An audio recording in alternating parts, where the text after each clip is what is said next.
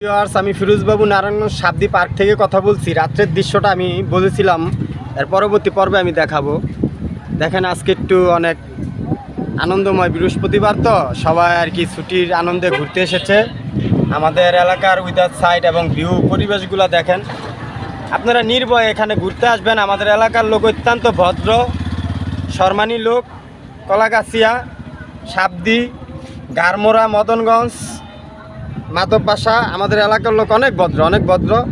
তো এখানে কোনো অকারেন্সের কোনো ভয় নাই। ইনশাল্লাহ আপনারা নির্ভয়ে চলে আসবেন। তো বন্ধুরা চলুন আমরা একটু সামনে যাই, আরও কিছু দেখানোর জন্য চেষ্টা করি। এই যে দেখুন, দূর থেকে যারা ফ্যামিলি নিয়ে এসেছে ঘোরার জন্য, দেখার জন্য, বিনোদন ভোগ করার জন্য আপনারা আসতে পারবেন নির্ভয়ে। দেখুন রাতের দৃশ্য আমি দেখানোর চেষ্টা করছি। ফ্যামিলি নিয়ে আসতে পারবেন, ইনশাল্লাহ কোনো সমস্যা হবে না। তো বন্ধুরা, এটাকেই বলে বিনোদন, আর বিনোদন উপভোগ করার মানেই হচ্ছে এটা। চলুন আমি ঐতিহাসিক সেই ঝালমুড়ির দোকানের সামনে চলে যাচ্ছি।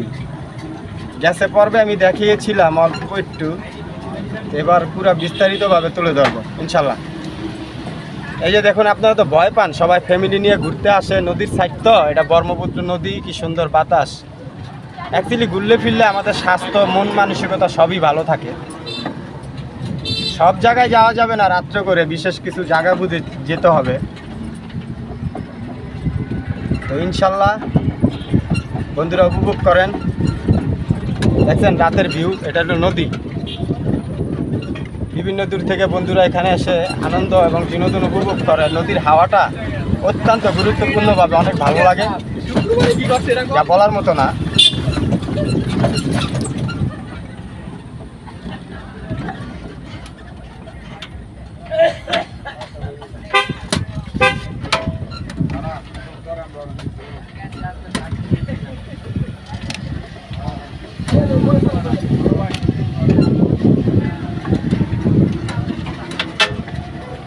আসসালামু আলাইকুম ভাইজান, ভালো আছেন? অনেক দূর থেকে চলে আসলাম আপনার সাথে মুলাকাত করার জন্যই। আমার সেই ফরেস্ট গাড়ি ভাই, বিখ্যাত ঝালমুড়ির দোকান। তো রাত্রে করে আসলাম তো। অনেক ভালো ভাইয়া, ভালো না? ইনশাল্লাহ। নদীর সাইডের ভিউটা দেখেন বন্ধুরা।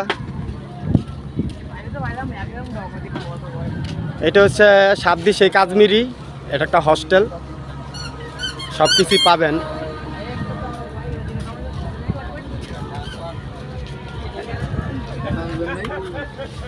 আসসালামু আলাইকুম বন্ধুরা, আজকের মতো এখানেই রেখে দিচ্ছি।